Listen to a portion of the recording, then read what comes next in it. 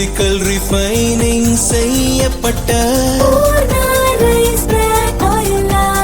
SKM Poorna rice brand oil. முதல்வர் விஜய் தலைமையிலான தமிழக வெற்றிக் கழகம் அரசின் அமைச்சரவையில் இடம் கிடைக்காததால் அதிமுக முன்னாள் அமைச்சர்கள் சண்முகம், வேலுமணி ஆகியோர் தலைமையிலான அதிமுக அதிருப்தி எம்எல்ஏக்கள் அணி சோகத்தில் ஆழ்ந்துள்ளது. இதனால் பொதுச் செயலர் பழனிசாமி தரப்பு மகிழ்ச்சியடைந்துள்ளது. சட்டசபை தேர்தலில் 47 இடங்களில் மட்டுமே வென்று 3ஆம் இடத்துக்கு அதிமுக தள்ளப்பட்டது. தேர்தலில் 108 இடங்களுடன் தனிப்பெரும் கட்சியாக வெற்றி பெற்ற தாவேகாவுக்கு ஆட்சி அமைக்க பிற கட்சிகளின் ஆதரவு தேவைப்பட்டது. காங்கிரஸ், விசிக, கம்யூனிஸ்ட் கட்சிகள் ஆதரவளித்துள்ளன.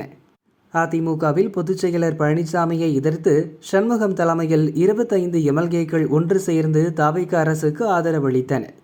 சட்டசபையில் நம்பிக்கை ஓட்டெடுப்பிலும் ஆதரவாக ஓட்டளித்தனர். இதனால் அதிமுக 2ஆக பிளவுபட்டது. தாவேகாவுக்கு ஆதரவு அளித்ததால் தலா 5 பேருக்கு ஒரு அமைச்சர் வீதம் 25 எம்எல்ஏக்களுக்கு 5 அமைச்சர்கள் பதவி கிடைக்கும் என சண்முகம் அணி கணக்கு போட்டது. ஆனால் கட்சி தாவல் தடை சட்டத்தின் கீழ் 25 பேரின் பதவியை பறிக்க அதிமுக பொதுச் செயலர் பழனிசாமி தரப்பில் கவர்னர் சபாநாயகரிடம் புகார் அளிக்கப்பட்டுள்ளது. இந்நிலையில் நேற்று அமைச்சரவை விரிவாக்கத்தின் போது சண்முகம், வேலுமணி அணியினருக்கு அமைச்சர் பதவி வழங்கப்படவில்லை. இதனால் அந்த தரப்பினர் சோகத்தில் ஆழ்ந்துள்ளனர். அவர்களுக்கு தாவேகா அரசில் அமைச்சர் பதவி வழங்கப்படாததால் பழனிசாமி தரப்பினர் உற்சாகமடைந்துள்ளனர். இதுகுறித்து சண்முகமணி எம்எல்ஏக்கள் சிலர் கூறியதாவது: தாவேகா அமைச்சரவையில் இடமும் வாரிய தலைவர் பதவியும் கிடைக்கும் என எண்ணிதான் அதிமுக பொதுச் செயலர் பழனிசாமிக்கு எதிராக முன்னாள் அமைச்சர்கள் பின்னால் அணி திரண்டோம். ஆனால் எதுவுமே எங்களுக்கு கிடைக்காது என இப்போது உறுதியாகிவிட்டது. தேர்தலில் வெற்றி பெற பல கோடி ரூபாய் செலவு செய்துள்ளோம். அதை எப்படி மீண்டும் சம்பாதிக்கப் போகிறோம்? கடனை எப்படி அடைக்கப் போகிறோம் என்று நினைத்தாலே நடுக்கமாக உள்ளது.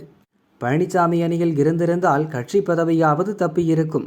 இப்போது வெறும் எம்எல்ஏக்களாக இருந்து என்ன செய்வது? வருங்காலத்தை நினைத்தால் கண்ணீர் வருகிறது.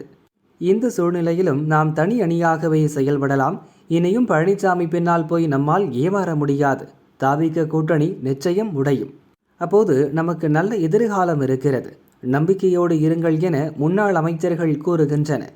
ஆனால் இப்போதே பல எம்எல்ஏக்கள் பழனிசாமி பக்கம் தாவ தயாராகிவிட்டனர். ஏற்கனவே 1/5 பங்கு பொதுக்குழு உறுப்பினர்களிடம் கையெழுத்து வாங்க முடியாமல் மாஜிக்கள் தடுமாறி வருகின்றனர்.